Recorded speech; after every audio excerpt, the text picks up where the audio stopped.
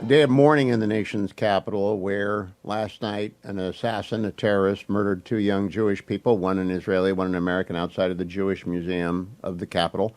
And I'm still stunned. As the Commentary podcast said today, terrorism is here now, and that was pure terrorism. I'll talk about a lot during the program, including with my first guest. Senator Ashley Moody represents the great state of Florida. She's a freshman. She just got there after Marco Rubio was selected to serve as Secretary of State. Senator, welcome. It's good to see you again. I have not seen you since you were Attorney General, and we talked before, I think, the Alliance Defending Freedom a few years back.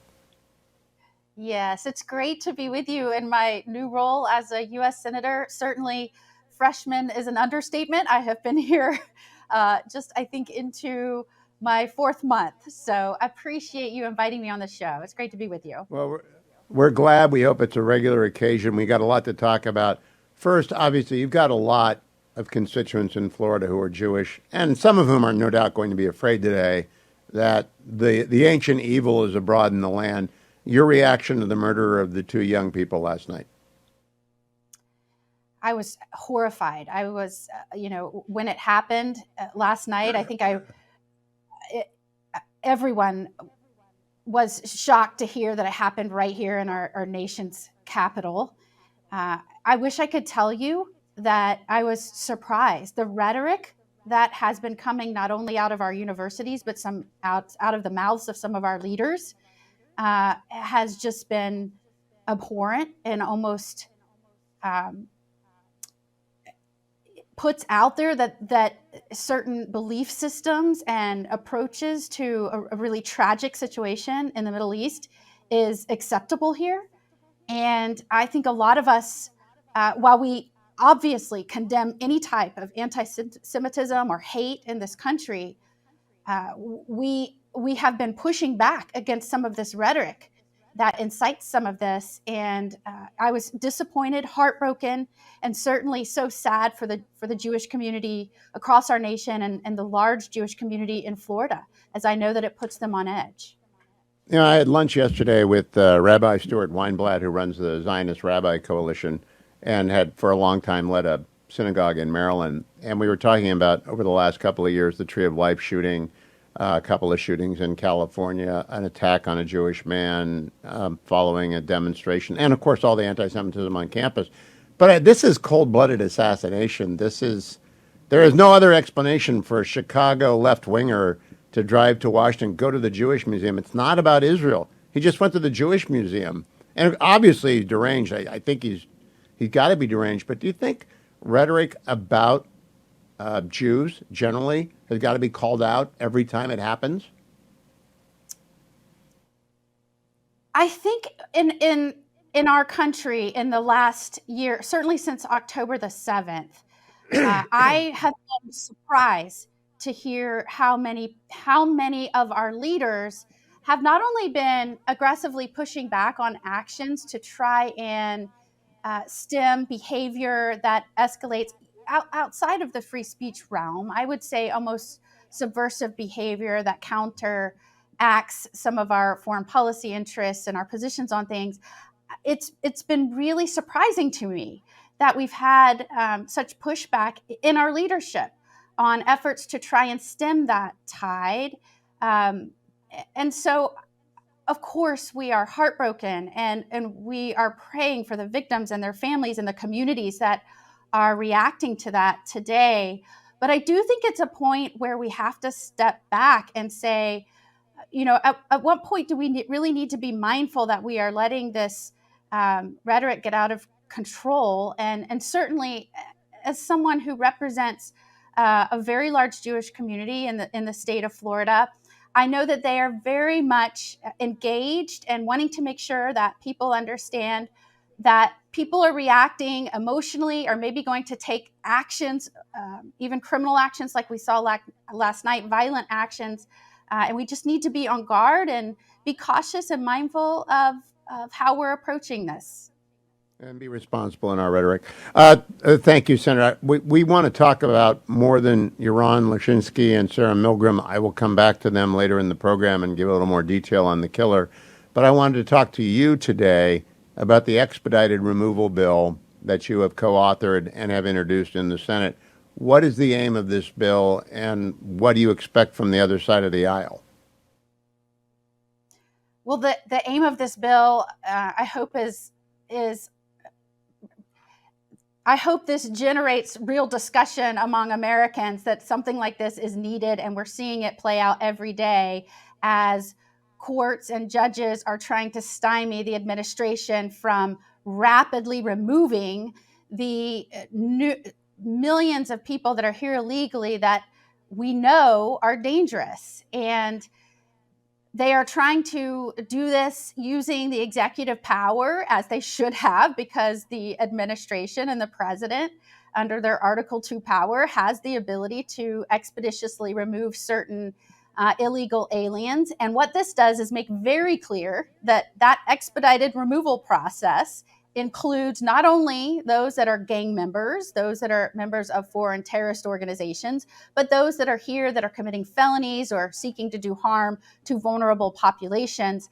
I can tell you, as an attorney general, I was horrified the first month of the Biden administration when they purposefully started issuing executive orders that released people back into the communities that law enforcement, state and locals, had taken into custody that were here illegally, committing serious felonies. I was very outspoken about that. I was one of the first to sue in court to stop that from happening. But the Biden administration, I mean, at best, I think you have called it government malpractice in the way that they just threw open the borders and allowed, some say 11 million, some have said up to 20 million people just to rush into our country, some barely vetted. I would say, and many others would say, it was intentional destruction.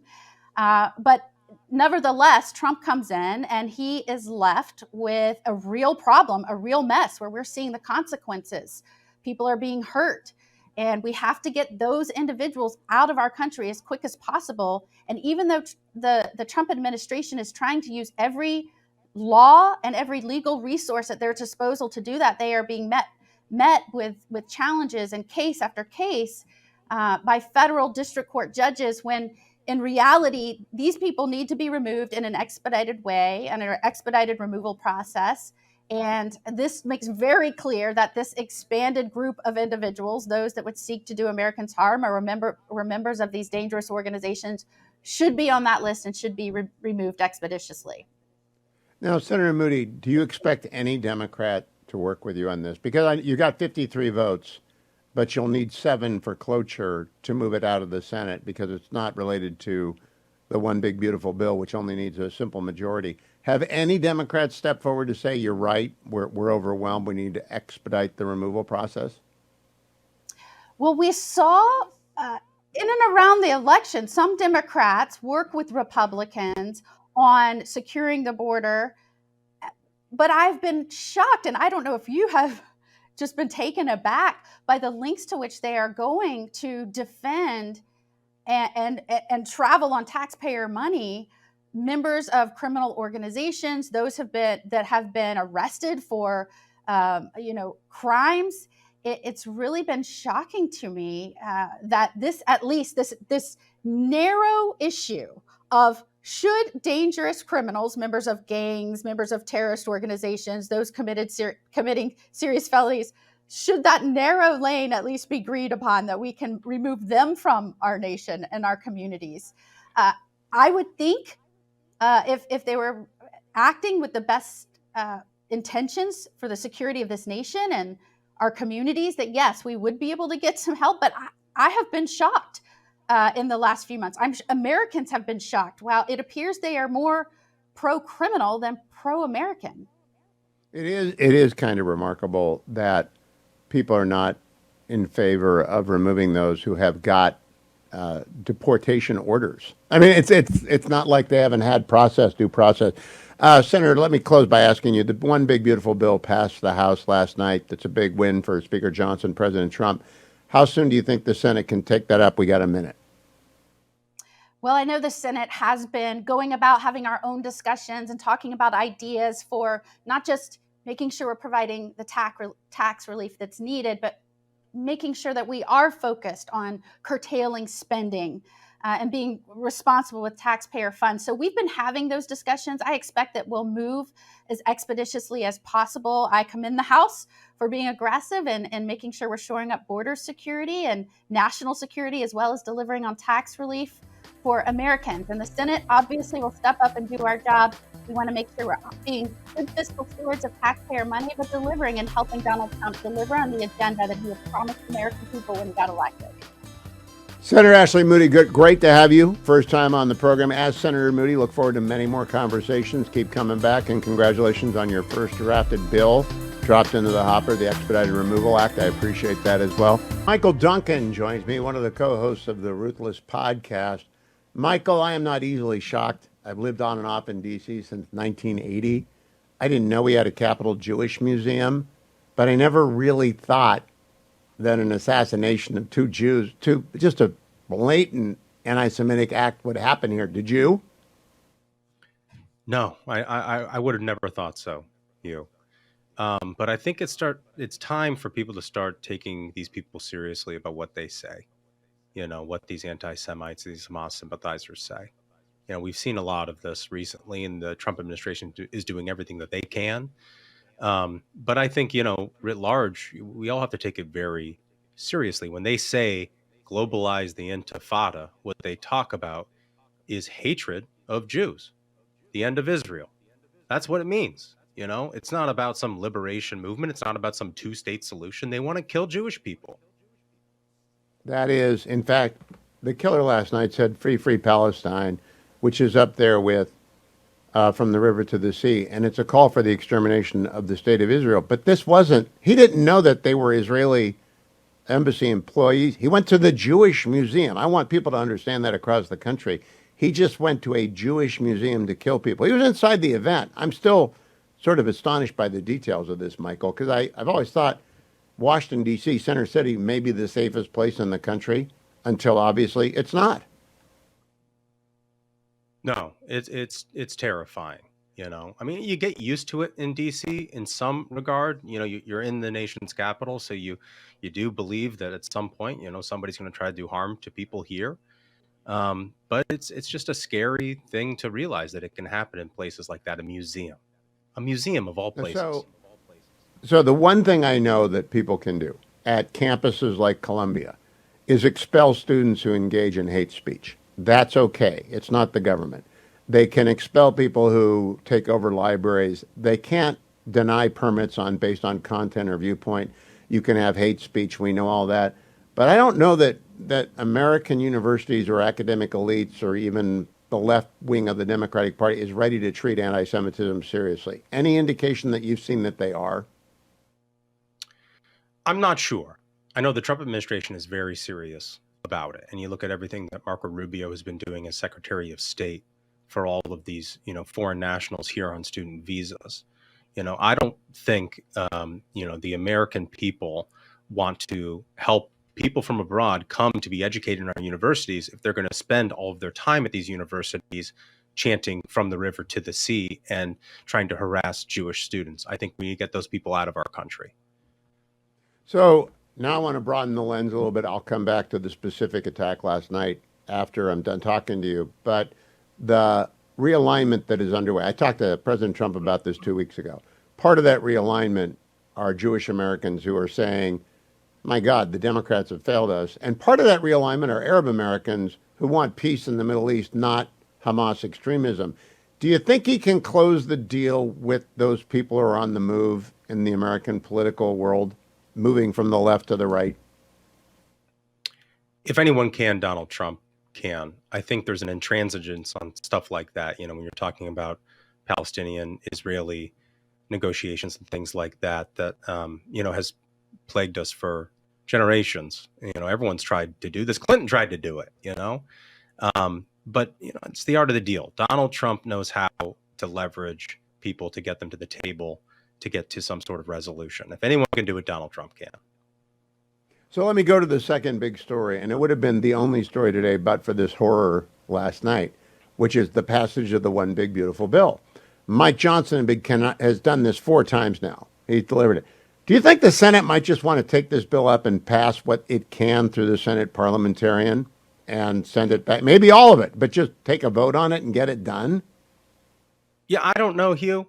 I think the Senate, if you've met senators, they've got a lot of opinions themselves. And so, I think what they end up passing is going to look a lot different than the House. It's not going to be that much different that they can't reconcile the thing, but they want their shot, they want their turn. And, that's their job as senators. But, hats off to Speaker Johnson for holding this coalition together. And he's done it time and time over again.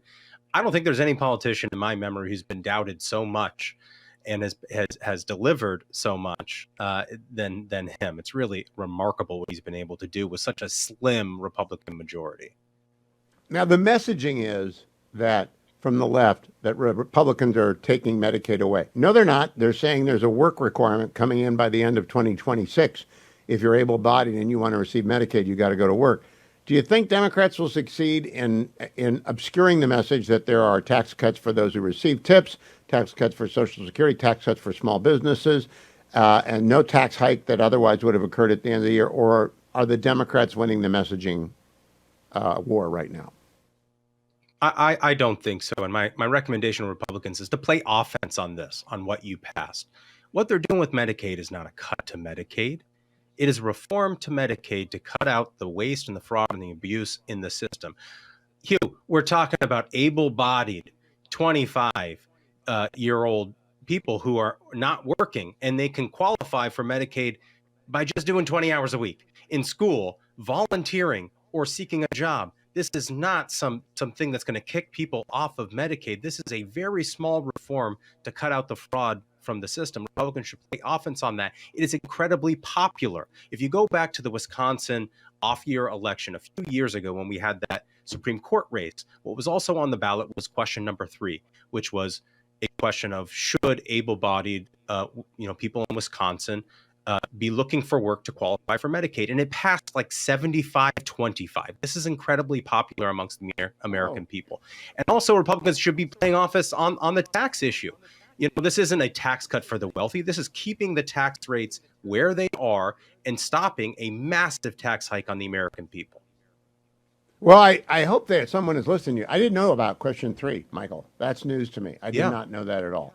So let's go over to the Senate. And that's a swing state, Hugh. That's a swing state, Hugh. If it's popular there, it's popular everywhere. And that is, and Wisconsin's the burnt over area. They've had like an election every month for the last 10 years. So if it passed with 75%, people do believe in working. They do believe that you ought to work. And I think it's also highly unlikely that the American population wants to give Medicaid to people who entered the country illegally. What do you think about that, Michael Duncan? Oh, absolutely. And they should be playing offense on that as well, right? Like the real shame that we have in Medicaid is that the people that desperately need it, the people who are very, very poor or permanently disabled, have to compete with people who are either able-bodied or people who are here in this country illegally. That is not right. That is unfair. To call this a Medicaid cut is wrong. We are clearing out all of this fraud in the system so that the people who actually need it get it. Michael Duncan from Ruthless Podcast. I haven't had a chance to listen to today's episode. We were doing some pre-taping for Memorial Day today, but I will be listening to it tonight. I need some levity. I hope it was taped yesterday before the darkness descended so I can get a little levity. As always, is mixed in with the news on the Ruthless Podcast. You should like and subscribe to the Ruthless Podcast. Be as well informed as anyone inside the Beltway if you listen to it twice a week. Michael Duncan, good to talk to you. Don't go anywhere, America. I'm going to be right back. And remember, taxcutsnow.com. taxcutsnow.com. Go and get pushing on the Senate. They'll get it done, but it'd be better if they got it done faster. It's a pretty dark day in the nation's capital where 2 young people were murdered last night at the Capitol Jewish Museum. One was an Israeli, one was a young American. Both were kind of peaceniks. Left of center people wanted good relations between Palestinians and Israelis, but this really wasn't about the Israel war in Gaza. It's about killing Jews. And the terrorism is here. It's probably a 20-minute drive where I am at the studio right now and even closer to home. These are young people who are engaged, almost engaged to be married. The young man had brought the ring and was waiting, as was explained on the commentary podcast today, until a period of time on the religious holiday calendar passed between Passover and a date certain to propose. John Podhoretz explained it on commentary. I don't know enough to tell you. I just know I'm horrified by anti-Semitism wherever you see it. It's the ancient evil, and it ends up in the Holocaust, it ends up with 10/7, or it ends up with 2 dead people. 2 dead lives, 2 lives of great promise taken away. So first, let's redeem the day a little bit. Angel Tree is raising money right now to send kids to camp. So let's think about maybe adding more to the donation you've already made, or making a donation for the first time. They send the children of prisoners to camp to get a week away from tough circumstances. Mom and or dad are in jail for a long period of time. Doesn't mean that that kid doesn't deserve what most kids want every summer, which is a chance to go to camp. You can call Angel Tree at 888-206-2764, 888-206-2764, or you can go to my website and just find the banner at the top of HughHewitt.com. So many of you have already stepped up and done it, and whenever there's something that's awful, I think it's always good to redeem it, not by just pure rage, but by doing what our Jewish friends would call a mitzvah, a good act, a good deed. Angel Tree is one such good deed. They don't know the religion of anyone that they're sending to camp. They just know that their mom or dad is in jail. So help them out. Also want to let you know, as I said at the end of the last segment with Michael Duncan, taxcutsnow.com. That is run by our sponsor, Job Creators Network. The House bill will create jobs. It's going to lower taxes on small businesses everywhere. So if you go to taxcutsnow.com, you can be part of the effort to push it in the Senate, because they'll immediately connect you with both of your state senators. And you can tell them what you think. You can tell them what matters to you most. To me, speed matters, because I want the economy to boom. The sooner the one big beautiful bill gets through the Senate and to conference, if changes are made, the better. There's a good argument for just voting it up. I know some senators want to do different things, but there's a second reconciliation. They can do a second reconciliation, and they can make it, okay, we'll pass the House reconciliation, and you guys agree to pass our reconciliation on the back end. That can be the deal.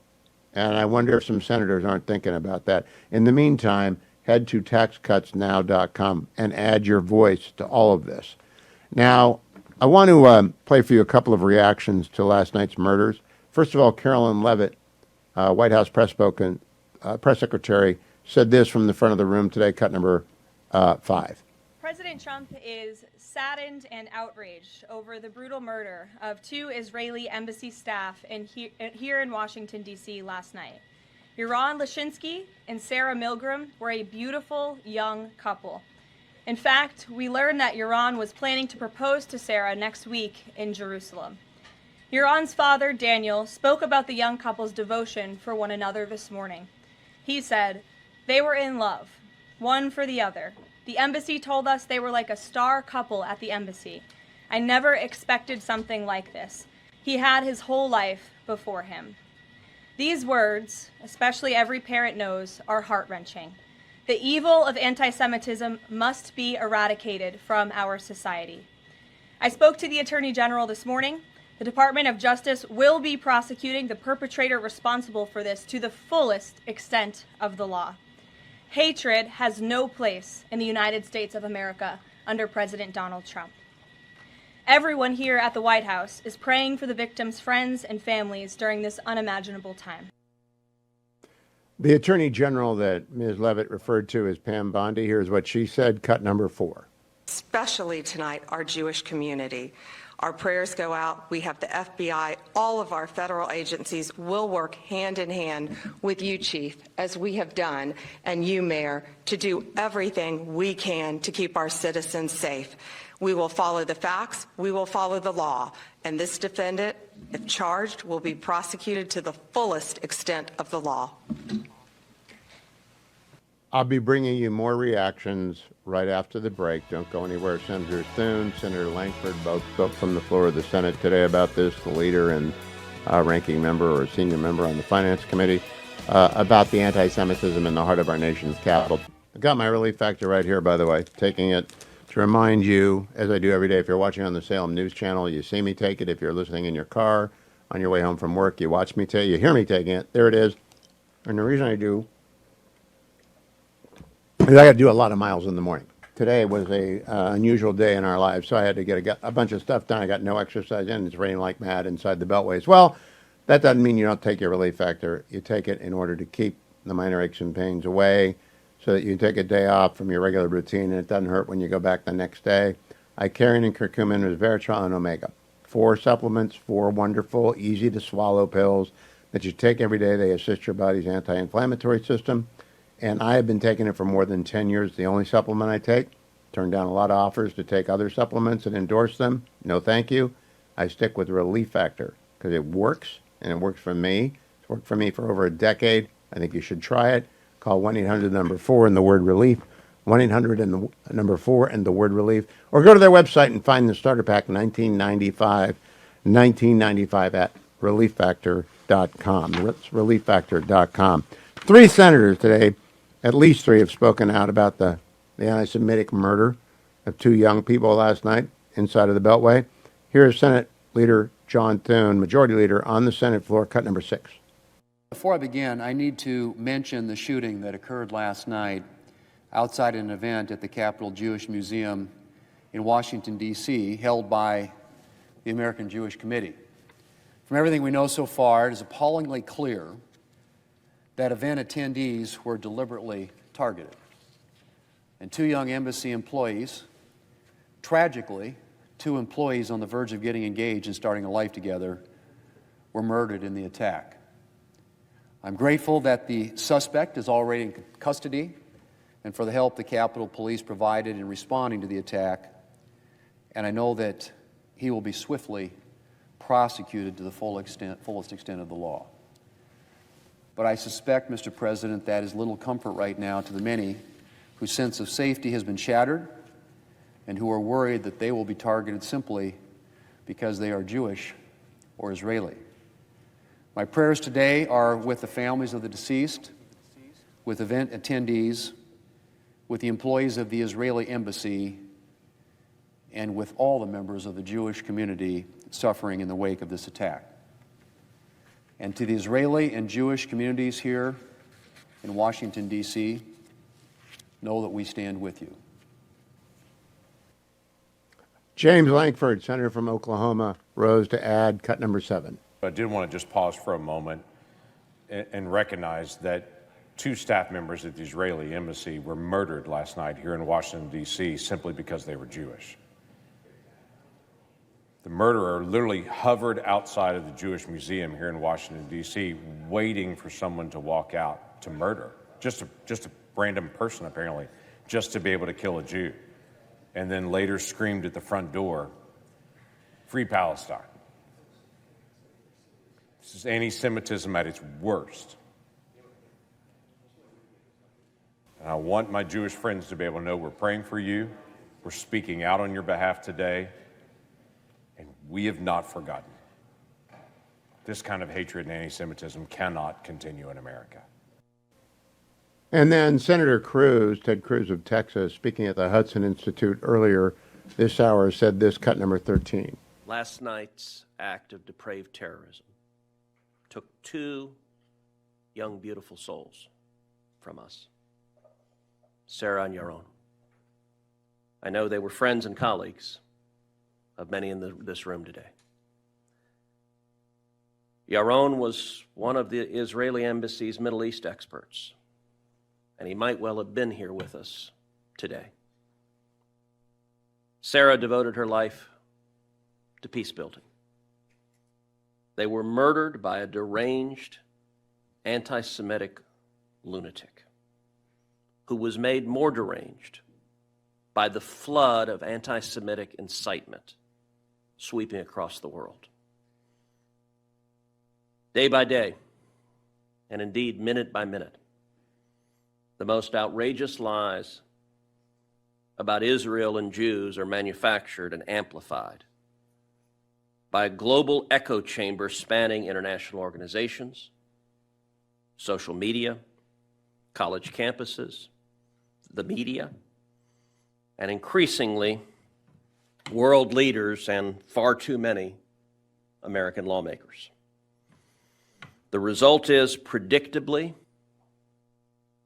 and infuriatingly, more violence.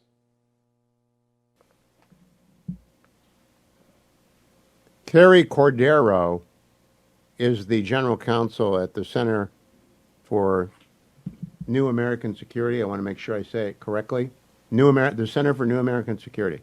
She's the general counsel and a senior fellow.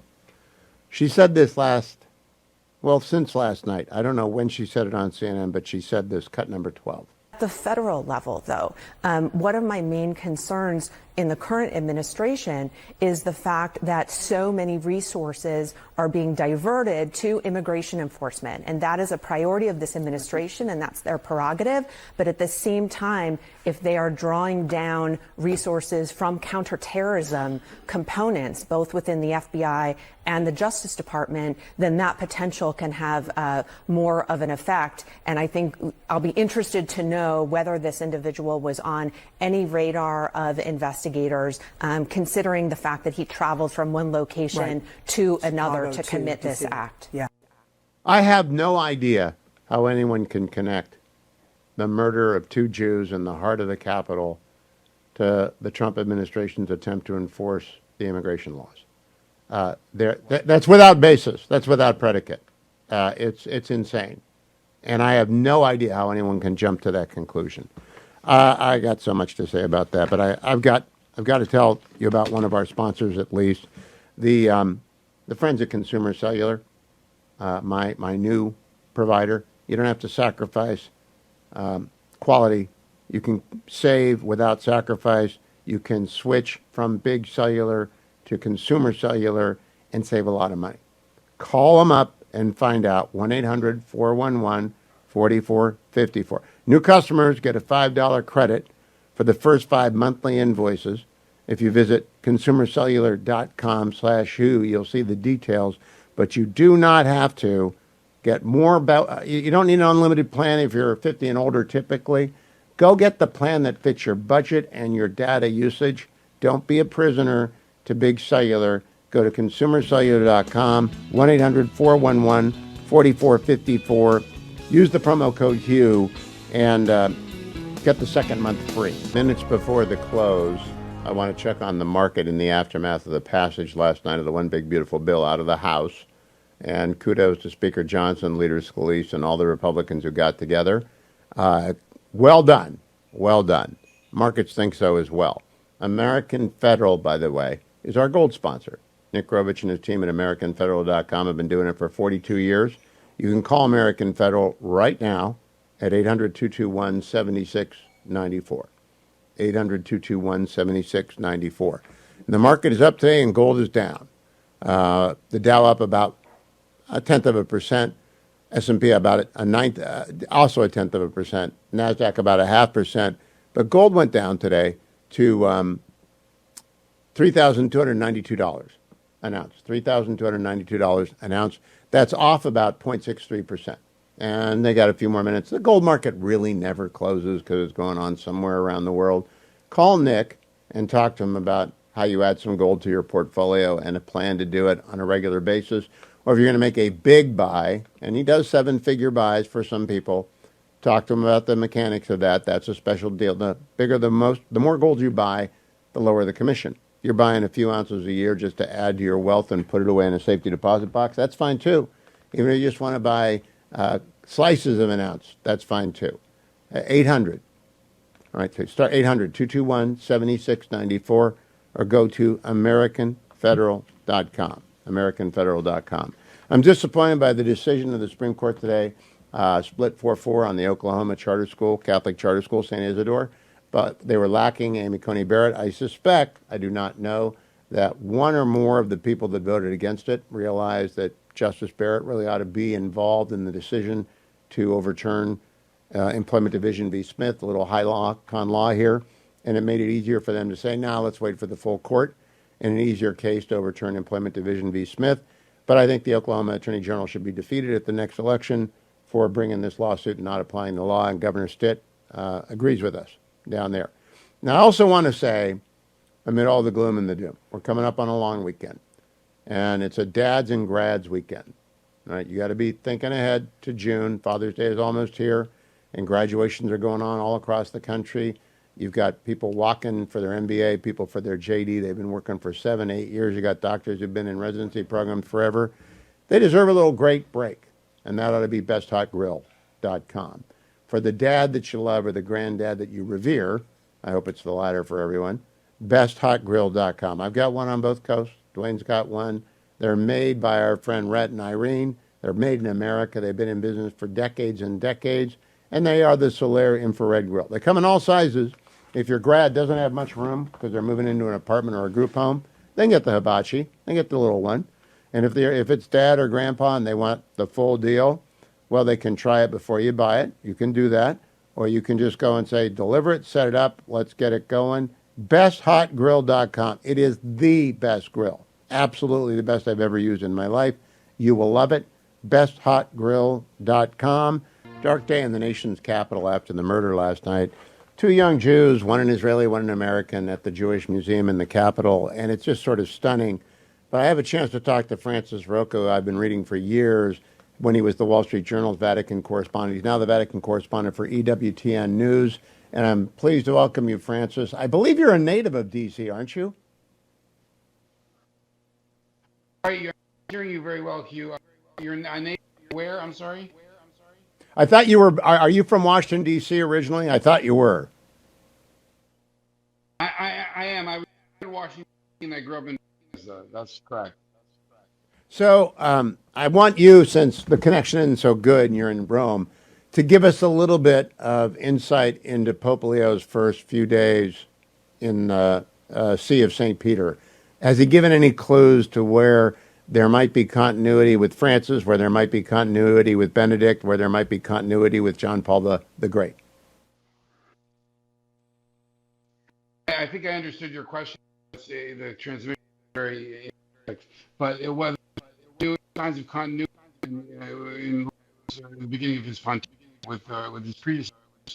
Well, he has I think 3 times synod, which was a key word for so many people have said it shows he wants to continue, but he certainly. Francis, we're breaking up, so I'm going to have Dwayne call you so we can talk directly. The signal is just not good enough from far away in Rome, so we're going to instead call you and talk to you on the phone about this, because every other word doesn't do what I need people to do. I think Leo is demonstrating continuity with all 3 of them in different ways, but I don't want. Francis is the expert. He's been doing this for as long as I've been reading the Wall Street Journal, which is a long time, and I think he's covered all 3 of those popes, and he's covered the conclaves, and he's the authority. So we'll have Dwayne call him on the phone and see if I can't talk to him on the phone, but for whatever reason, the inner tubes are not working for us to Rome today.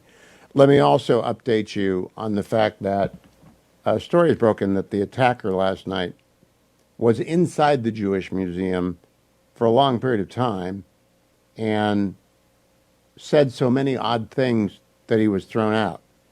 And so I don't really know why he wasn't taken into custody if he appeared to be deranged, but we will find out now more. The ambassador of Israel to the United States said the state of Israel is now fighting a war on 7 fronts. This is the 8th front in the war to demonize, to delegitimize, and eradicate the state of Israel. Francis Rocco joins us by phone now. Francis, sorry about that. It's just not working very well. Tell me, you did hear my question. Continuity between the 3 last popes and Leo. Do you see much of it for any of them? Well, I think certainly, as I said, he has invoked Pope Francis and praised him, although I would have to say that he hasn't done more than the minimum that would be expected. I think he's shown that he, for example, he's much more traditional in his style. We know he's used Latin a lot more than Francis did. He's worn certain vestments, and he's even signaled that he's concerned about the divisions in the church. He said he called for unity in his homily for the inauguration mass, and he also, even more strikingly, he said that a pope shouldn't be an autocrat, and that's a criticism that a number of bishops and cardinals made of Francis, even while he was pope, although they tended to make it under their breath. So in that sense, in some of his liturgical style, for example, he's more like Benedict, and also like Benedict, there's a bit of, dare I say, a culture warrior about him. He, in his first homily at his first mass in the Sistine Chapel the day after he was elected, he talked about the world thinks that Christians or religious believers are unintelligent and weak, and that even some Christians, baptized Christians, become conditioned by this and become practically atheists. This is the kind of countercultural talk we didn't hear under Francis, and we did hear under Benedict and even under John Paul. So we'll have to see. The picture is emerging like in the old days when you develop a picture in the dark room, and we're still waiting to see. But so far, he's given a lot of reasons to reassure conservatives and a lot of reason for progressives to have question marks, except in the area of Catholic social teaching, where it's clear that there'll be a lot of continuity there with all of his predecessors, and certainly with Francis, who emphasized the poor and the migrants and even the care of creation. Leo has shown, even by his choice of name, that he's going to emphasize Catholic social teaching. Now, Francis Roca, that is, I've told everyone who's listened, that is a very traditional position that is part of Benedict's teaching, part of John Paul's teaching, part of Paul's teaching, the first pope that I can remember. So it's nothing new, and it's an important central part of our doctrine. I am interested in what I felt was the anti-Americanism of Francis and his almost open antagonism to the more traditional elements of the Catholic Church here in the United States. In particular, the choices for cardinals from the United States startled people, that Archbishop Gomez wasn't made a cardinal, Archbishop Chaput, the former born in Mexico, helming Los Angeles, the largest archdiocese in the country, Archbishop Chaput, a Native American, and the traditionally red-hatted cardinal of Bishop of Philadelphia. Do you think the first consistory will repair some of that damage? Well, Gomez would be an obvious choice. He's still the Archbishop of Los Angeles. It's the largest archdiocese in the United States. He's been someone who was at the forefront of the struggle to defend migrants, which was, a signature cause of Francis. So you're right. It's really, really strange that he didn't make him a cardinal. I think we have to assume that it's because, Archbishop Gomez is a member of Opus Dei. He's theologically pretty conservative, and Francis was uneasy with that. Even outside of the United States, for example, the Archbishop of Sydney, Archbishop Fisher, the Archbishop of Sydney would normally be a cardinal, and he's a bioethicist and, pretty conservative theologically. So, yes, we'll see what happens. If he does that, that will be a real signal of healing and of trying to unify, I think, the more conservative and the more progressive parts of the church. Now, Francis, when will you estimate that we'll get our first list of cardinals? Because the other appointments are all interim. It'll be a while till I see a red flag go up or a white flag go up or a blue flag go up. I don't know what to look for other than consistories. Do you have your eye on any particular appointments? Well, sure.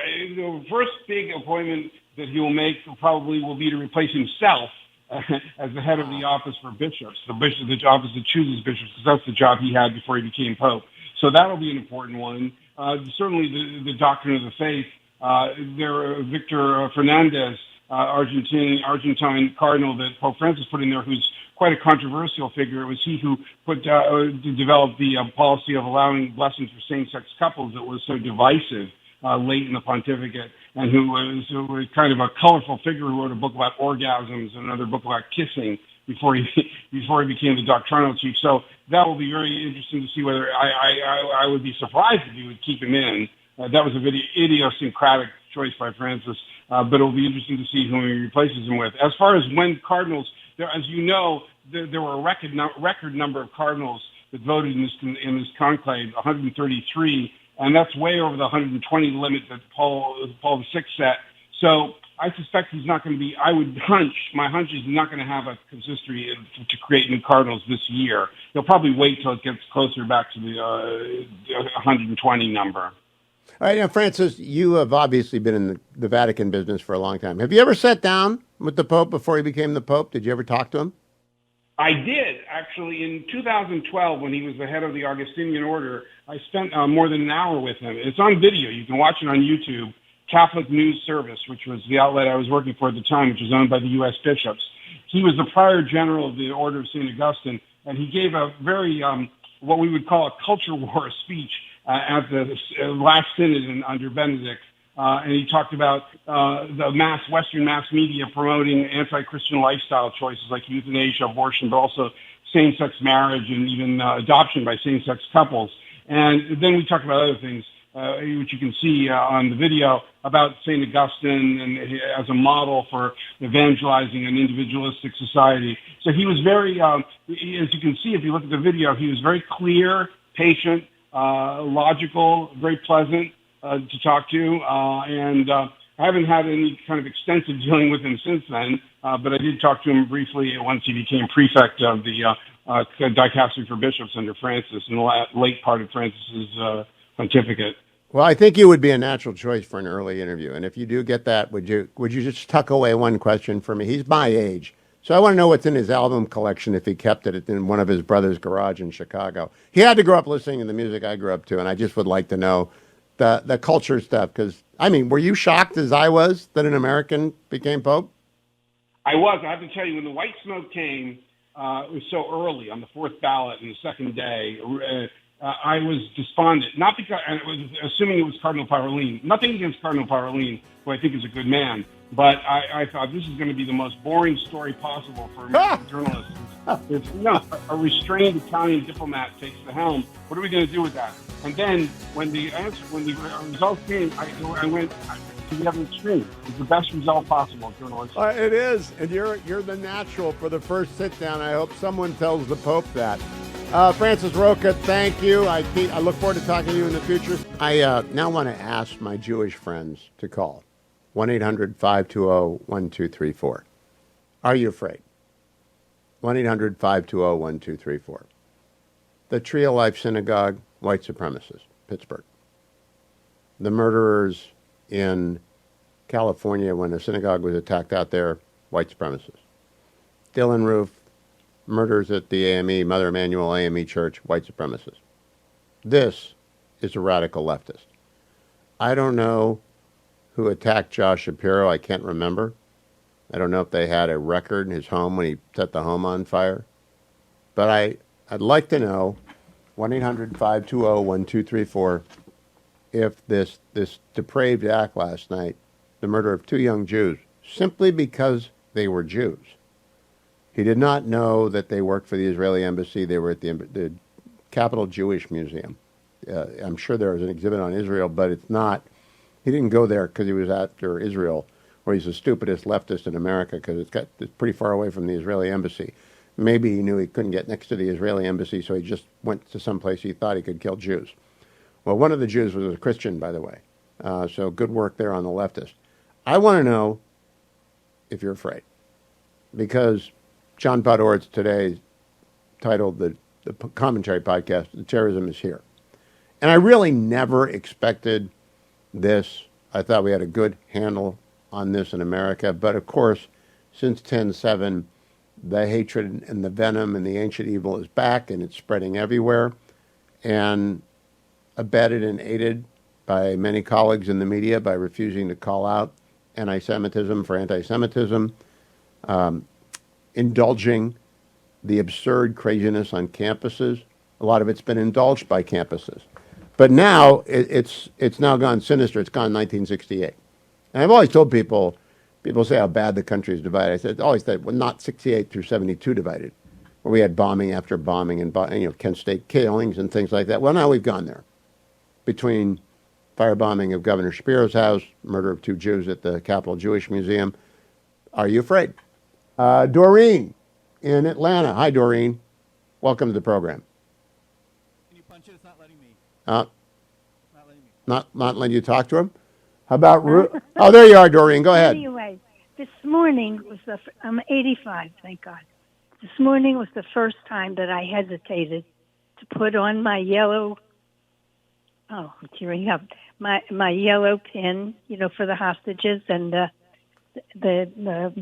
my necklace. Yep. I put it on, but it was the first time I hesitated because I was going to be out of my neighborhood, which is predominantly Jewish. And I just didn't feel good. And I had to deal with that, which of course I did, and I'm wearing it, and I will always wear it until the hostages come out. Well, I But salute your it courage, was awful to feel that way. Doreen. Just, But I salute your courage. I would be careful. I think this is a real problem. I appreciate your courage. I want to talk to Yoni, who's called in. Yoni, your reaction. Look, Yoni, you hung up on yourself. All right, call us back. Ruth in Orlando, Florida. Hi, Ruth. Hi, how are you? Great. How are you? hello. All right, now we're all messed up. Yoni, are you back? Hello. Okay, I you're am back. back. All right, what do you want to say, my friend? Look, I'll guarantee you that the event was held in a gun-free zone. Jews without guns are called victims. If you don't own a gun and you're a Jew, buy one. Learn how to use it. Defend yourself. That was the lesson of everything in Israel through 2 intifadas. That's the lesson of 10/7. We had civilians and military guys grab their private owned handguns and drive south on the 7th of October and defended Jews. Be armed. Don't be a victim. Don't be afraid of anybody. The worst they can do is kill you, and they don't even have that in their hands because that's in the hands of God Almighty. So stand tall, be proud of a Jew, and fight like King David. You know, the interesting thing, Yoni, John Podhoret's initial reaction was, and Jews will continue to arm themselves. I think there's a sea change in your community. There better be, because if we don't, let me just throw one thing out to think about. It took the Nazis 7 years to go from nothing to become an established political party in Germany. Today, we have one of the two established political parties that's espousing hatred of my country, hatred of me, and hatred of every Jew on the face of the planet. I agree. And it's not been expelled from the Democrats. They're not even standing up against it. Yoni, thank you. Let me go talk to Nancy in Philadelphia. What do you think, Nancy? Hugh, can you hear me? I can. Go ahead. Yes. So, as the daughter of Holocaust survivors, I am not afraid. And why? Because it never occurred to me that what's happening now here could not happen here. I don't understand, Nancy. You mean you expected it? Well, I can't say I expected it, but I'm not surprised. And if I was going to be afraid of being Jewish in America, then I would have had to have been afraid my whole entire life. So I'm no more fearful today than ever. Will you be more careful then? Let me rephrase the question. Well, I've always been cautious. Like my first caller, Doreen from Atlanta, would you wear the yellow ribbon? Would you wear the Star of David? Never have. Okay. No, she had to make that choice this morning, and I think probably quite a few Jews in America have to make that choice. Thank you, Nancy. 1-800-520-1234. You know, I wonder if I can make an ask of my friends at the American Legislative Exchange Council, alec.org/Hugh if you want to get their weekly news. They're sponsors of the program. They're the largest nonpartisan group of state legislators in the country. They do model laws. They do task force. They got a new task force right now on the process and procedures around elections to try and make sure we have good model laws available to states that want to clean up their bad election laws. And you can find out all about their initiatives. I would like them to do an initiative on time, place, and manner restrictions and the First Amendment and what crosses the line as incitement. I know the Brandenburg test, it's very old, that you have to have the intent to cause violence and the present ability to cause violence in order to prohibit the speech. And it's a very difficult test to make because the present ability to incite violence is a very difficult test to meet. And intention to cause violence is a very subjective thing. But if anyone could figure out what would work at a state law level, hate speech laws are usually overbroad or vague or void for vagueness. But if anyone could figure it out, it would be the team at ALEC. Because ALEC they've got incredible researchers, incredible model policies, and it just seems to me that we've crossed the Rubicon here on anti-Semitism in the United States. And there is no comparable level of hatred directed at anybody other group not remotely so. It's murder in the hearts of a lot of people. And that murder popped up last night. And he's not alone. That killer's not. I won't use his name. I don't use the name of terrorist. But he's not alone. If you're a Jew and you want to call me, 1-800-520-1234. I'm Hugh Hewitt, inside the Beltway, which is shocked and appalled by the murder of two young Jewish, they're kids, they're young people, and they were about to get engaged. One an Israeli, one an American. They both worked at the Israeli embassy, but they were not at the embassy. This was not an attack on Israel. They went to the Capital Jewish Museum, this killer, and he shot two people coming out at close range. I don't know anyone who isn't shocked.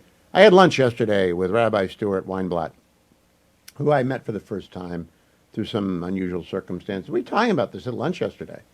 He runs the Zionist Rabbi Coalition. Every rabbi in America ought to join the Zionist Rabbi Coalition because people need to speak up for Zion.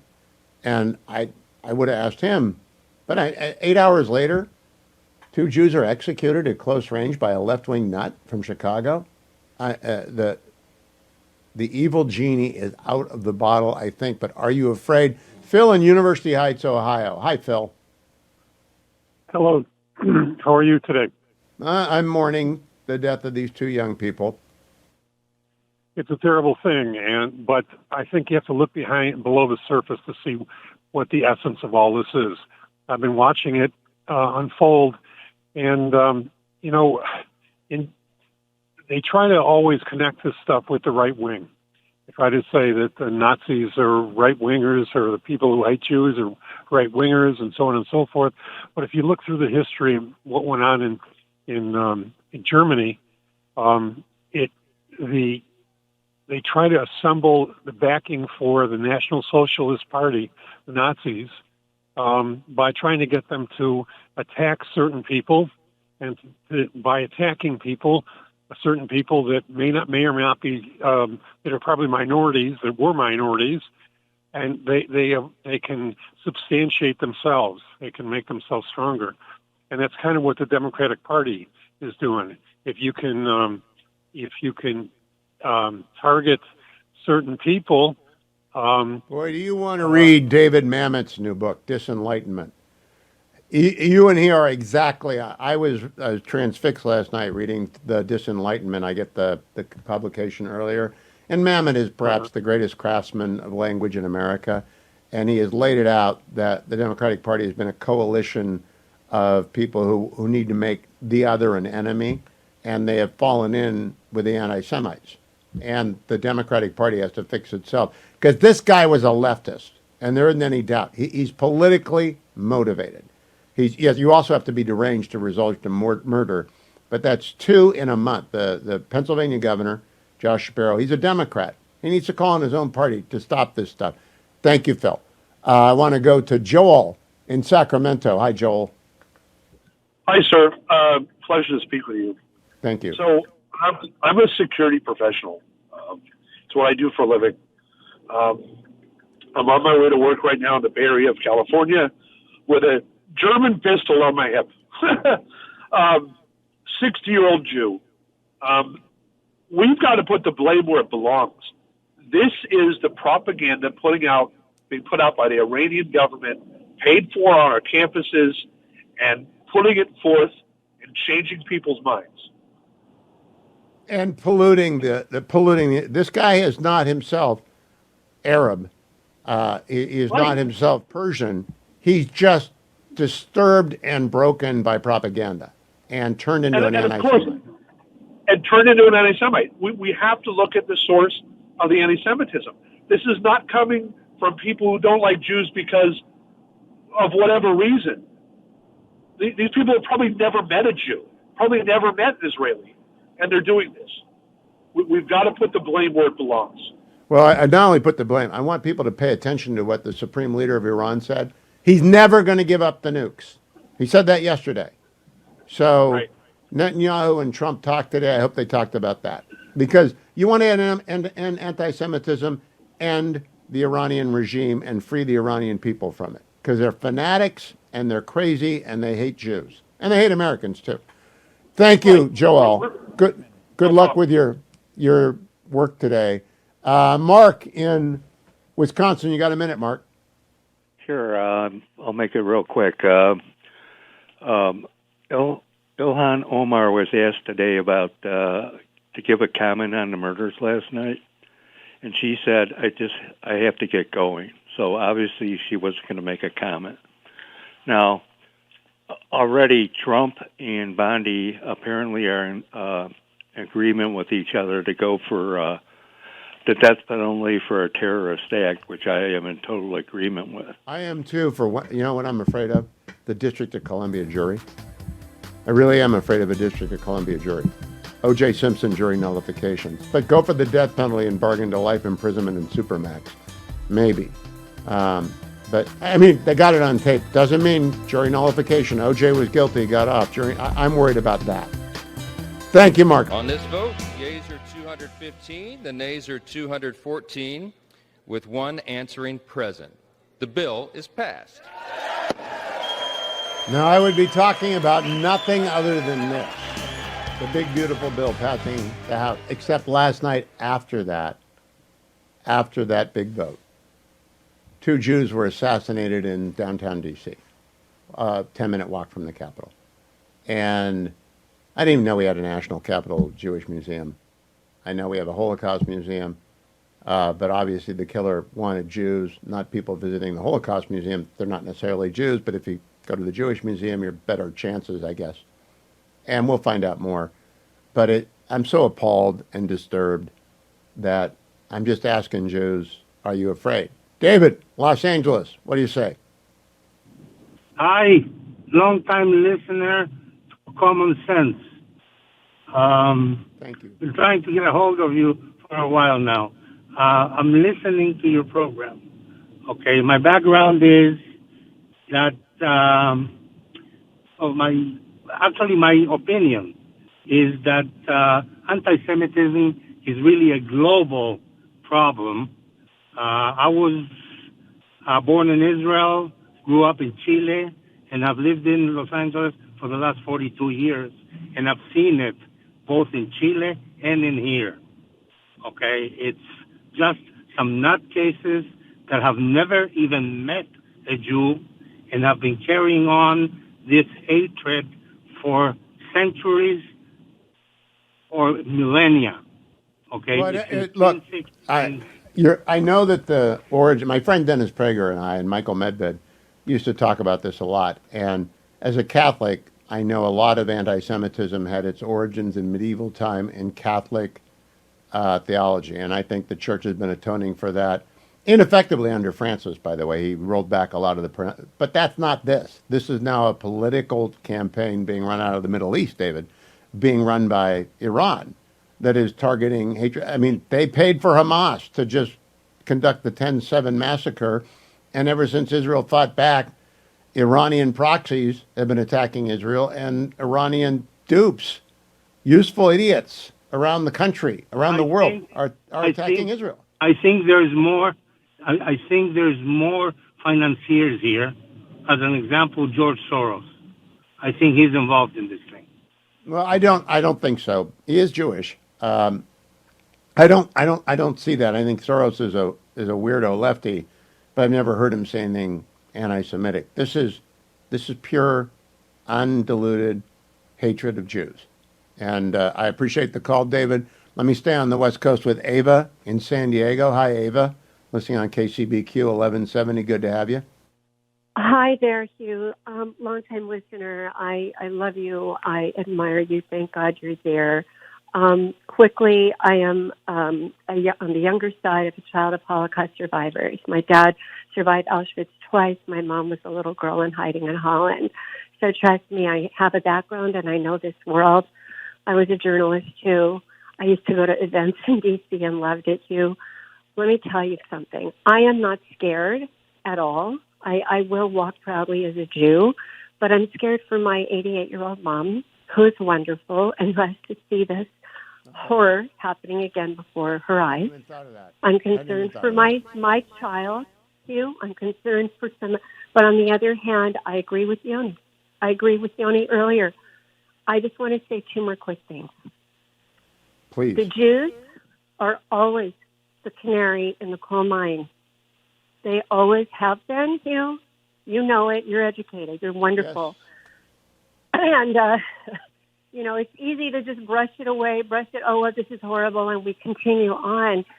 I just watched Genius about Einstein recently on Prime, and it was frightening how easily, how the Nazis came to power. How many people, good, brilliant people, just thought, oh, they're just a crazy fringe. Look, people, let history be our teacher, as our teacher Prager has taught us. Let history be our teacher. And thank God we have the state of Israel, because it's going to help the U.S. stay strong as long as the U.S. and the people who walk the halls of Congress, for goodness sakes, keep their heads on straight. And I'm talking about the party that used to be mine. No more, not for a long time. So well, Ava, I think the Democrats have a real problem, but I don't want to paint with too big of a brush, because Josh Shapiro is a Democrat, old school, right? Old school Democrat. But he was targeted by an arsonist who wanted to kill his whole family because he was Jewish. It's crazy. I know that. I agree. Of course. We know that there are plenty of people that support Israel in the Democrat Party. I don't want to paint it with a brush, for sure. And I think there's some fringe right people, too, that are, absolutely. That are white supremacists shot up the Tree of Life Synagogue in Pittsburgh. He was a white supremacist. I agree. I thought of that, and I thought about what happened in Poway, which is not too far from me, at the Chabad Synagogue, and that beautiful woman lost her life. I was at that funeral. But I got to tell you, this is different. Like you said, the Muslim Brotherhood, they've been brilliant and they've been clever. They've been spreading their tentacles for 35 years across college campuses. They've gotten a lot of people on their side. They tell a story that isn't true. I just beg people, read from time immemorial, by jumping. Read The Looming Tower. That's all they have to do is read The Looming Tower. And that's by a man of the left, Lawrence Wright. I used to tell everyone that every show. I'm going back to that now because I'm just so shocked when it happens 10 minutes from your studio. And I had lunch with Rabbi Weinblatt yesterday talking about this. And then last night, it's just an execution. It's so disconcerting. Ava, thank you from San Diego. I appreciate it very, very much. And remind everyone I'm in the Relief Factor studio. I'm able to do this because of Relief Factor. Keep studios up north, here in the Beltway, out west, because I move around the country because I don't like to be in D.C. You get isolated in D.C. You don't talk to real people. But the news is right here, right now. And I'm glad I'm here right now. And I got to go visit the Capitol Jewish Museum sometime very soon so that I can be a witness to where it happened and actually be aware of it. But Relief Factor, I take it every day in the first hour of the program. I remind you in hours 2 and 3. Please don't forget it. It costs $19.95 to try it for 3 weeks. I beg my new listeners in a new time zone. Ava's been listening forever. She's made her choice or not to. Call 1-800-4-RELIEF if you've got minor aches and pains, tennis elbow, bad back, quick in your neck. 1-800-4-RELIEF. Or go to their website. All right? Go to relieffactor.com. Find the starter pack, $19.95, less than $1 a day at relieffactor.com. Relieffactor.com. I'm talking to Jews about what happened last night, whether they're afraid. 1-800-520-1234. I want you to remember, Redeem the Day. This is the time of year when we go with Angel Tree and they sponsor a campaign to put kids in the Angel Tree camp. Thank you if you've already donated. The banner's at the top of HughHewitt.com. If you'd like to donate today, go there. $200 sends a kid to camp this summer. And I greatly appreciate it, but I really need to get to the phones, talk to folks. Herb in Denver, KNUS. What do you think, Herb? Actually, it's Herb like Herbert. Thank you, Herb. Herb Score, the voice of summer for me for many, many decades. Okay. My father was a Holocaust survivor, lost all his family. Am I afraid? I'm concerned. Let's just say that. And we need to stop these pro-Palestinian demonstrations and that are basically a veiled call to violence. We've got to condemn them, stop them. That's my opinion. Well, that's why I call out to my friends at ALEC to do the research into what kind of time, place, and manner restriction would pass constitutional muster, because I do think they're inciting crazy people like this guy. He was a part of that. He was a lefty in Chicago for many years, and he tipped over. And he tipped over not because Israel is defending itself, trying to get the hostages back, but because he's been taught to hate Jews. So that's a good word, concern. Thank you, Herb. Dave in Florida. What do you think, Dave? I think Bernie Sanders and AOC is conjuring others up, maybe even Chuck Schumer. But my kid, she can't even go to college right now. We're still waiting on getting her in there, but it's too dangerous. And my family's all wearing the Holocaust. All right. Thank you, Dave. It is, where your kid goes to college now is up in the air if you're a Jew. Mark in Nebraska. What do you think, Mark? Yeah, I was raised Catholic, but I have on my grandmother's side Jewish blood. But I don't want anything to happen, and I think it's not going to just be Jewish people. I think it's going to be white people, any white person. No, Mark, don't confuse the issue. It didn't go there to kill white people or black people. They went there to kill Jews. It's not a revolution. It's not a left-wing coup. It's nothing like that. It's just hating Jews. That's all it was. Thank you, though, Mark. I want to remind everyone that tax cut bill that passed last night still has to get through the Senate, and our friends over at the Job Creators Network are running taxcutsnow.com. If you go there, you can communicate with both of your senators, urge them to act quickly. The House bill, they may want to tweak it, but don't tweak it too much. That's a very delicate compromise. They can't be throwing the baby out with the bathwater. They can't make the perfect the enemy of the good. And this is really good for America, as markets show today. So go to Tax Cuts Now and enter your opinion on that. I'm coming back in hour number 3. I'm going to talk to Steve Hilton in California about his plan for that. Talk to Jim Talon about this. But I'm also needing to talk to you. 1-800-520-1234. If you're a Jew, how are you reacting to this? 1-800-520-1234. Connection to me, Hugh Hewitt. A deeply sad day for the country and for the world. The murder of Yaron Lushinsky and Sarah Milgram. They are wonderful young people. They look just like every other young professional in Washington, D.C. He's 28, originally born in Germany, moved to Israel, became an Israeli citizen, served in the IDF, was in the Middle East branch of the Israeli embassy in the United States in Washington, D.C. Sarah Milgram also worked at the Israeli embassy. She's from Kansas City. So he's a German-Israeli, and she's a Kansas City girl who is going to Israel. They're going to become engaged next week, and they're murdered in cold blood by an anti-Semitic nut who has been radicalized by left-wing nut politics in Chicago, of which he'd been an active participant for years. And the details of why they did not arrest him before he did this, because he was obviously or evidently inside of the building, according to some reporting, and expelled. They shot them at close range. And I've just asked my Jewish listeners, are you afraid? Because this is different from the Tree of Life massacre, different from the Play shooting, different from the manslaughter death of the Jewish demonstrator in L.A. up against anti-Israel mob, the targeted killing of a Jew by an anti-Semite. And I just think of the left. That's new. I think it's of a part with the attempted arson of Governor Shapiro, who's a sane Democrat on Israel issues. But what do you folks think? Let me start in Orange County, California with Barry. What do you think, Barry? Hi, Hugh. Thanks for taking my call. Just 2 quick comments/questions.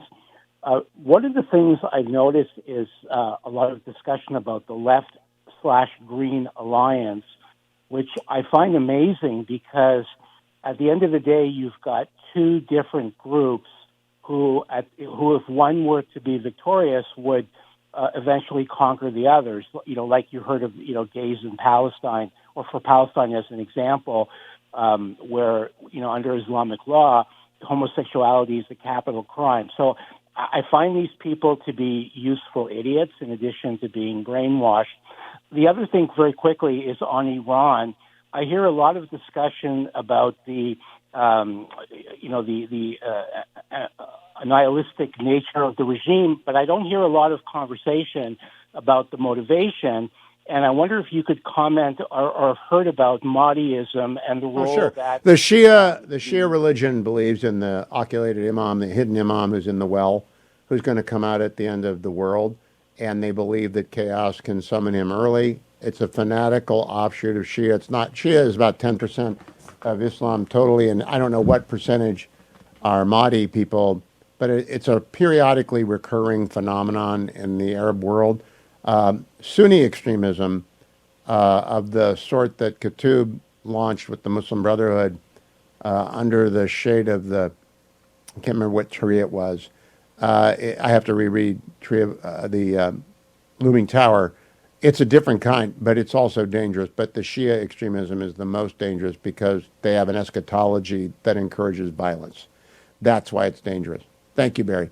Abe in Silicon Valley, California. What do you think, Abe? Are you afraid? Yeah, I'm single. I'm 80, and I no longer drive, and I try to stay indoors after sunset. I think a lot of this stuff, I was raised in the Reform movement, and about 30 years ago, I started going to Orthodox synagogue, which put a whole different light on it.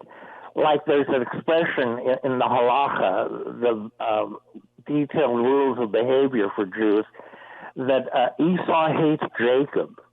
And that is as binding a rule as anything in chemistry or physics. And that doing good PR serves a good purpose, but when push comes to shove, they believe that their, whatever they call it, the Quran, justifies this type of behavior. But this was not, as far as I can tell, he's not a Muslim extremist. He's an anti-Semitic leftist. And I think it's important. So he's not the guys who flew into the tower. It's not Al-Qaeda. He's an anti-Semitic leftist. And I know that there is crossover, but people shouldn't. The left is doing this, and they're encouraging it. Abe, thank you. Stay safe. Dan in Minnesota. What do you think, Dan? Yes, Hugh, I just say this is a complete heartbreaker. I am a Jew. And what I want to see happen is I want to see videos when these protesters at college campuses or elsewhere get out of line and start becoming violent and intimidating. I want to see videos of their masks or veils being ripped off their faces, and I want to show that their faces should be shown on all media along with their names. And if there's some kind of law protecting it, we need to change the law right away. I agree. I don't think campuses should allow masking ever. It's a way for people to encourage. It's what the Klan did. It's just the mirror opposite of the Klan. Thank you, Dan. Barbara in Philadelphia. What do you think, Barbara? Yes, hi. First of all, I'd like to say that there was a precedent in 2014 in Brussels where a Muslim called Mehdi Namouche, he went into the museum in Brussels and he killed 4 people on behalf of ISIS. And then the second thing I wanted to say is that I am a supporter of Rabbi Kahana, and he was right. Okay, Barbara, let me stop right now. I want to make sure people understand. We are not Europe. We do not have the history of European anti-Semitism, and I don't want to get into Kahanist ideology because that is itself a diversion from the problem. Thank you for the call, though. I don't want to go into, I'm not Jewish, I don't understand it. I understand it's extremism. My friends tell me, it's really far out there, and I don't know.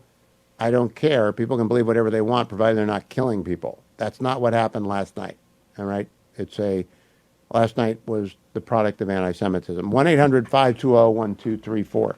Not the product of right-wing Jewry, no matter how far right-wing. The product of his naked anti-Semitism, as was the Hamas attack on 10/7, as has been the attack on all sorts of Jews all over the world, but not here. Not like this, except by Tree of Life, which is one white supremacist. This guy's radicalized over the edge by left-wing propaganda over the course of a year and a half. And the more we learn about him, I'm sure the more we're going to be disturbed by what we learn. Let me pause for a moment from the very serious stuff to talk about another very serious thing. People are going to buy a house. The 10-year Treasury today, I think it went down I want to double check before No, it went up a little bit to 4.534. Our friends at andrewandtodd.com. I don't often talk about them in the third hour of the program, but I've been taking a lot of calls today, and I want to spend a minute telling you, if you're moving, if you've been told to go somewhere, you're a military family, you got to move, or you're in a corporate structure and you got to move because that's what they do, or you've just decided to go home and you want to buy a home, you want to sell a home, start with andrewandtodd.com. 888-888-1172. It's a bank. They do mortgages. They lend you money to buy houses. They will help you. Whether you're a veteran, you don't want to put anything down, you talk to andrewandtodd.com. If you are a first-time home buyer and you don't know what you're doing, that's when you really need to call andrewandtodd.com, because you don't want to get upsold and points and all that kind of stuff. You want to know that the people that you're dealing with are wonderful human beings. Andrew Del Rey, Todd Avakian, I've known them for years. I see Andrew almost once a week on a Zoom call for my Bible study. He's a wonderful guy. I've known Todd half as long, and they're both wonderful guys. They're here to help you. 888-888-1172. And if you're a senior citizen and you're pinched because the economy hasn't been good under Joe Biden, the inflation robbed you of your space in your budget, and you need to get some money out of your house, so you want to take the equity out of your house and have it work for you and make you interest, not only will they do the reverse mortgage with you, they'll hook you up with a good financial advisor whom you can trust. You don't want to go out and spend all that money. You want to live off the return from that money to add to your Social Security check and whatever pension benefits you have coming. But you got to start. And you start with andrewandtodd.com, 888-888-1172. Now, I also want to give you my phone number again, 1-800-520-1234. I'm going to talk to Steve Hilton next about his campaign for governor in California. He was down in San Diego within a couple of days talking about making our SEALs train in the sewage-infested water off of Tijuana and why Gavin Newsom allows it. Also today, the Senate passed the repeal of the California rule mandating the end of gas cars by 2035. Idiotic rule, stupid. But by a simple majority vote under the Congressional Review Act, that waiver was revoked and the California rule is no longer in effect. That's great news for normal people. I want to talk to him about that. And I want to talk to him about anti-Semitism in L.A., everywhere. Everywhere that it's occurring, on the campus of UCLA or Columbia. My phone number is 1-800-520-1234. Trying to connect with Steve Hilton, and we're not able to do so, so we'll reschedule that. The Manhattan Institute put out a statement about last night's murder of two Jews in downtown D.C. Last night, two Israeli embassy staffers were gunned down outside an American Jewish Committee event in Washington, D.C. The suspect shouted "Free Palestine" as he was arrested. This was not an isolated outburst. It was the latest in a growing pattern of politically motivated violence tied to the radical, lawless anti-Israel movement. The accused killer was affiliated with a U.S.-based Marxist group that glorifies Hamas and embraces a vision of armed, quote, resistance. He did not invent these ideas. They've been cultivated for years in classrooms, on elite campuses, and in public demonstrations that increasingly blur the line between protest and menace. The same ideology that justifies vandalism, building takeovers, and infrastructure shutdowns now justifies murder. When a movement repeats that resistance by any means is righteous, eventually someone picks up a gun. This is not just about anti-Semitism. It's about a broader, deeply nihilistic anti-Western worldview that sees violence as a virtue and civilization as oppression. That ideology represents a profound threat to the American experiment. We cannot allow it to fester. We cannot look away. We must defeat it. The Manhattan Institute. Thank you to Dan Senor for calling attention to that. They are right. And if you need to be persuaded, I doubt you do, a new book is coming out by David Mamet, an artist of language. I quoted from it last night. I was reading it last night before I knew this. I didn't know this happened until this morning. I was up reading David Mamet's The Disenlightenment. And it's true. The coalition of the left is nihilistic and it's anti-Western, it's anti-civilization, and it's very much anti-Semitic. Let me talk to Gus in Sacramento. Hi, Gus. Is this Hugh? Yes, it is. You're on. Yes. How's the fetching missus, Hugh? Great. Thank you. I haven't talked to you in years. Lots of things have gone on. I've had 3 strokes. I have cancer, but I'm doing well right now. I'm glad you're rallying. What do you make of last night? I thought it was beautiful. Fantastic. Dump that. I don't know if he understood the question or not, but I hope we dumped it. Anthony in Sacramento. How are you, Anthony? Hugh, how you doing? Good. I'm not Jewish, but I just had an idea on how to stifle them from using all the bad language on the college campuses and everywhere for that matter. If they're going to call you a Nazi or a Zionist or whatever they want to call you, why can't we pass a law where we can sue them if they can't prove what they're calling you? That if you're not that, why can't we sue them? Well, actually, you can. I think Nazi is per se defamation, but you can't be a public figure and expect to win. I mean, they can call me anything they want because I'm a public figure, and I have to have reckless disregard or knowing intent. Now, they know I'm not a Nazi, and usually public figures don't win just because they're public figures, but it's been tried. I'm not sure about it. I'm not sure, Anthony. Winston in Los Angeles. Hi, Winston. Hello, Hugh. I am a son of Holocaust survivors. Although not religious, I have a strong Jewish identity. I write and talk much about the Holocaust, genesis of anti-Semitism, and so on. And, all my adult life, I thought about the idea that a pen is mightier than a sword. And then I realized that I'm sitting right now in view of UCLA in Los Angeles. And some 74% of Gen Z college graduates are essentially illiterate relating to the Holocaust. What exactly was that? Meanwhile, some of us continue to write about that Holocaust and then all the other Holocausts that raged around the world since. So I asked myself, and perversely, the Warsaw Ghetto comes to mind. So being scared, actually, I'm wondering whether it's time for me to join some people I know, friends and non-friends, who will go out there and counter-protest, who will line the street and defend a synagogue when the lunatics and the murderers are there screaming mindless stuff. And there's no doubt in my mind that other than the paid group, and there's one, you can find them at every single event, the rest of them are just screaming mindless stuff. They can't spell it Tifada. Let's just understand. The answer here, the ultimate answer is all of anti-Semitism is a display of ignorance.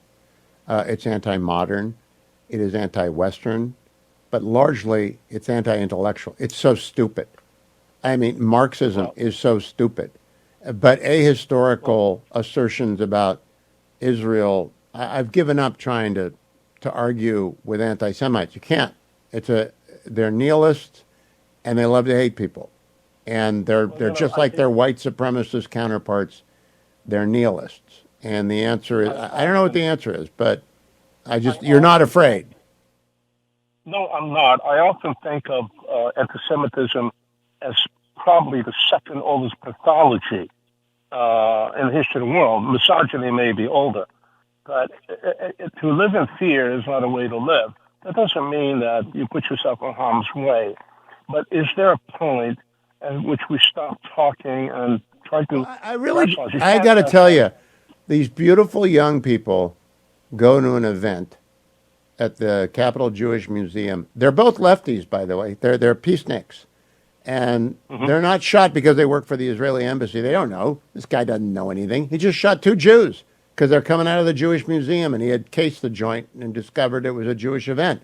He didn't know anything about their affiliation with Israel. He was out to kill Jews. I'm astonished when this happens. When a white supremacist does it, I know they've been living in the deep caverns of the internet and feeding on hate. But left-wing anti-Semitism, that's everywhere now. And if it goes to the next step, we're in trouble.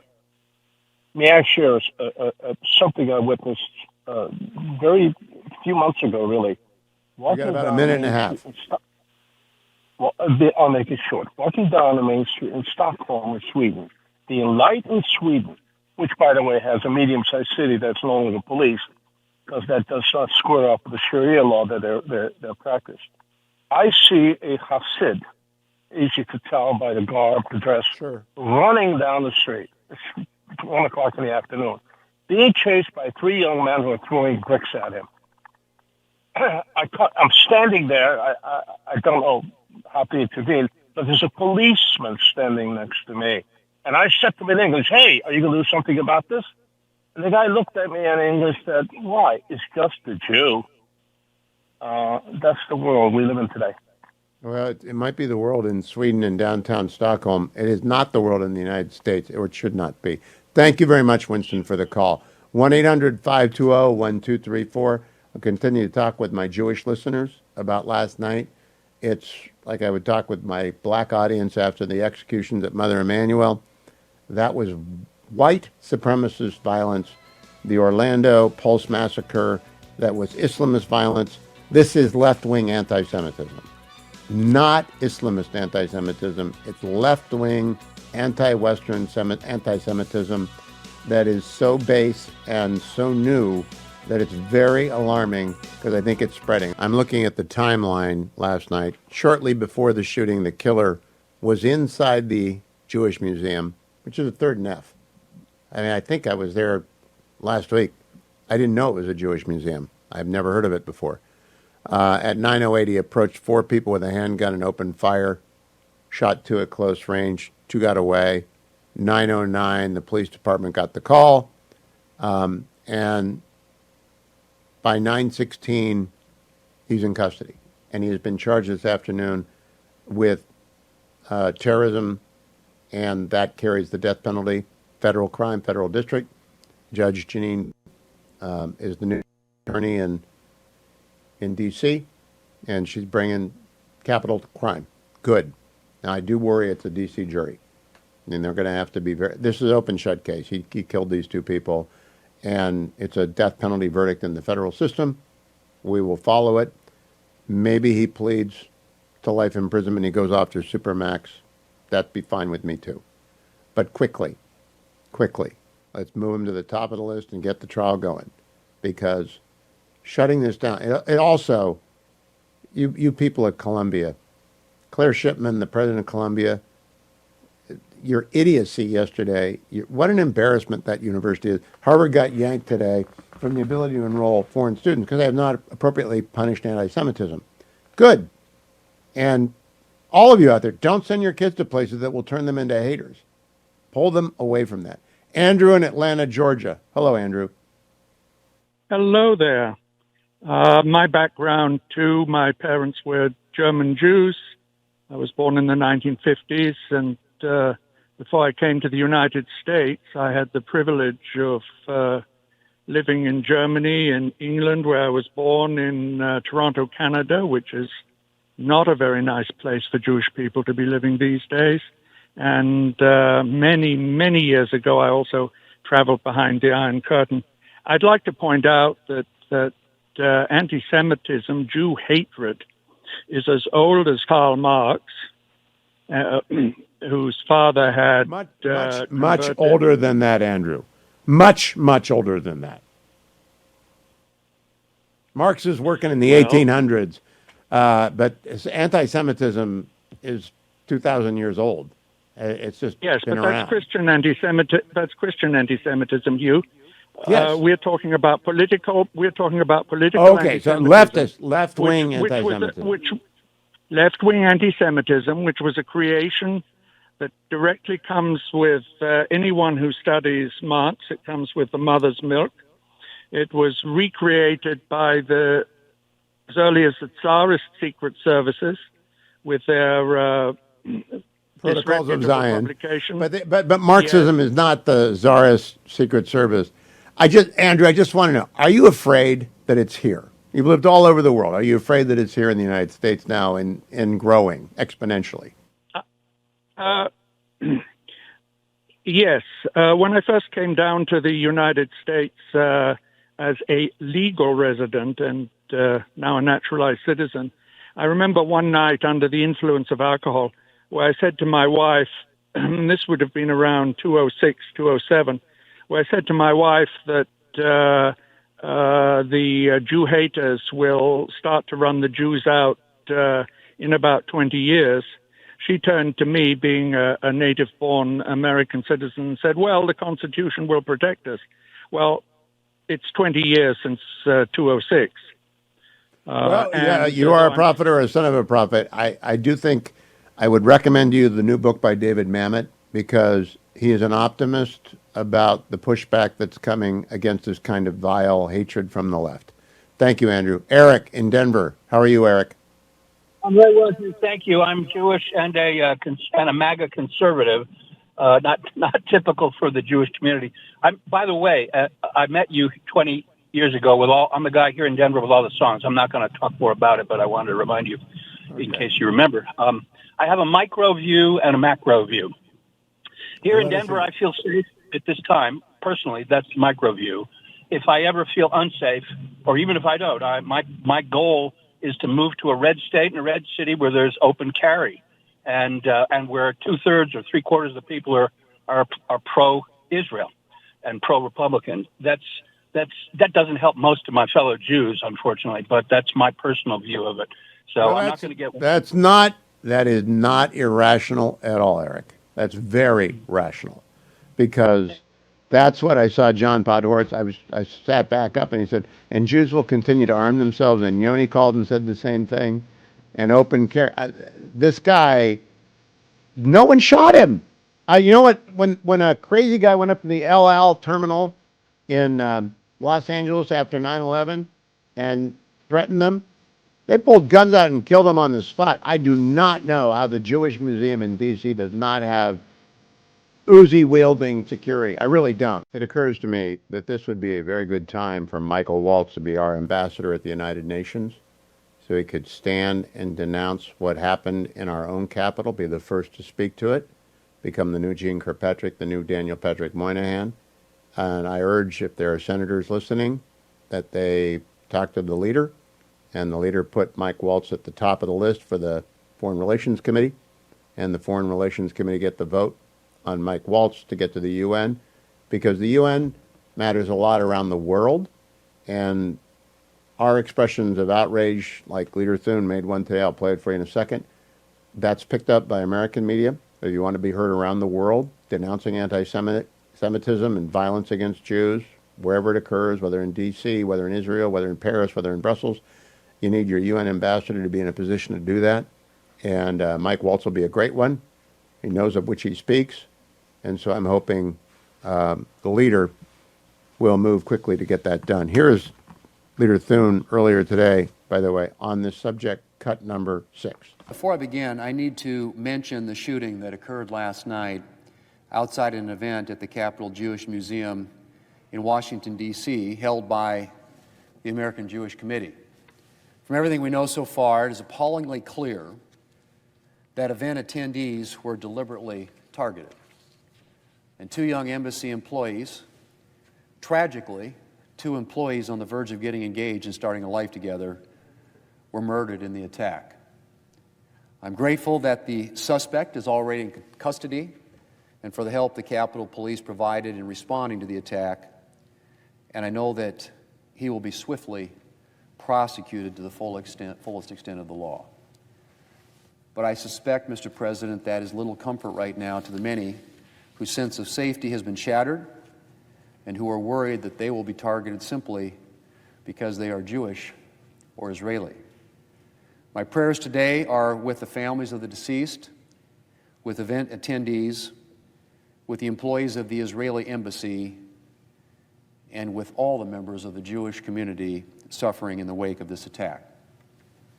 And to the Israeli and Jewish communities here in Washington, D.C., know that we stand with you.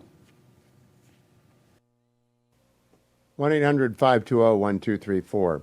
Ted Cruz also spoke to this subject at the Hudson Institute this afternoon. Oh, Senator Talon is joining us now. Jim Talon, how shocked are you that an anti-Semitic leftist shows up in D.C. and murders 2 Jews outside the Capitol Museum?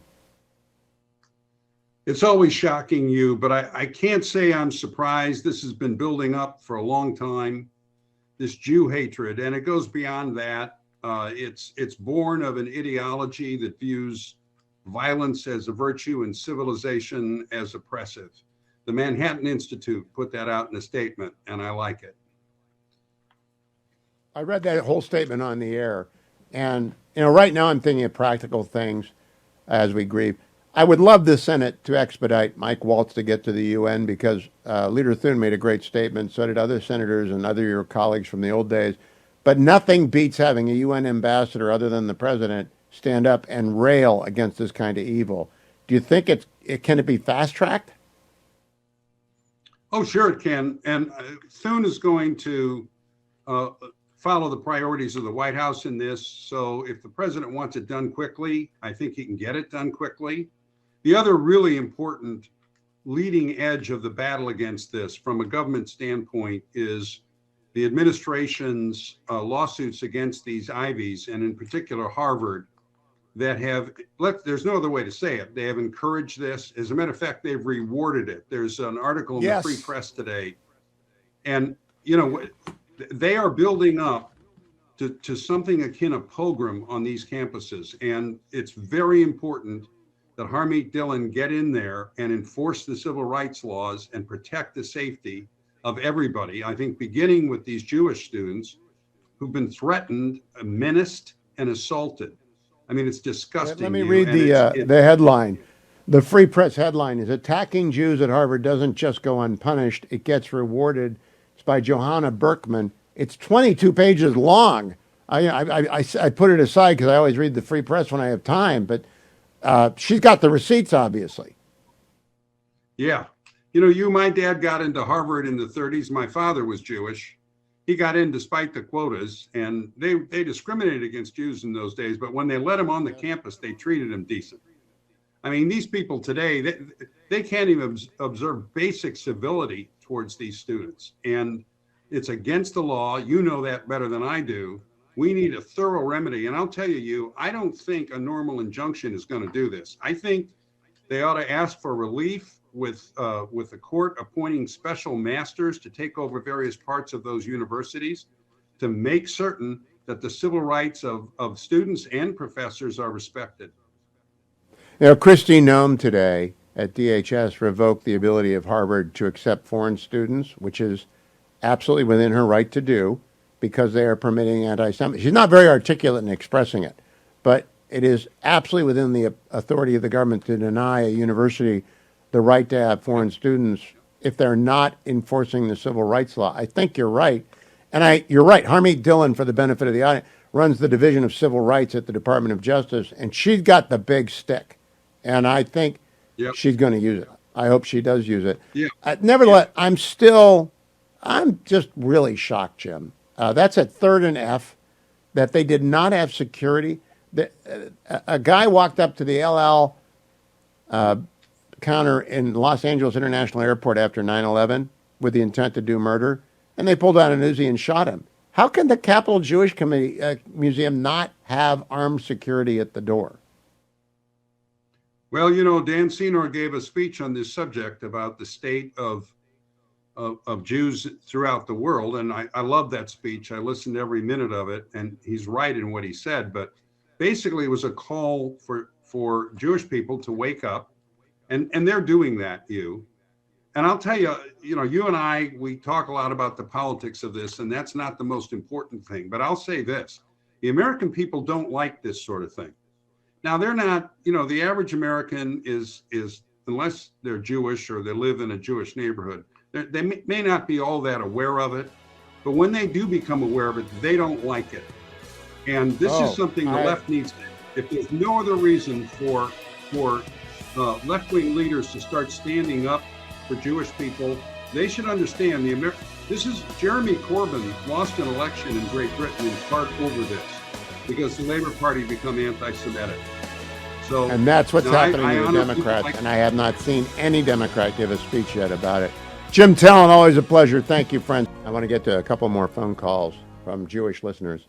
I do want to remind you I'm in the Relief Factor studio. It works. If you've got minor aches and pains, that you complain about but don't do anything about, that's limiting your ability to move, or you're not playing tennis or paddleball or whatever, that pickleball, whatever you like to do, if you're not doing it, go out and get Relief Factor. Give it a try. They've got a special 3-week starter pack, $19.95.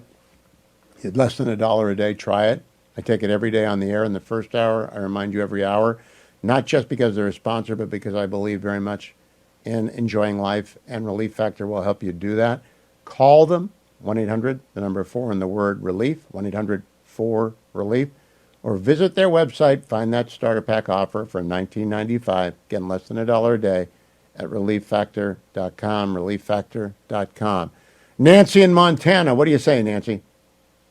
Well, I'm not shocked. I'm absolutely heartbroken. They were just such a most beautiful, lovely couple. I just can't get over that this happened, and I just want to express and say that we Americans are acknowledging Memorial Day weekend, which is a remembrance. It is a funeral for those who fought for our freedoms, and also World War II, the veterans who fought against the persecution of the Jewish by the Nazis in World War II.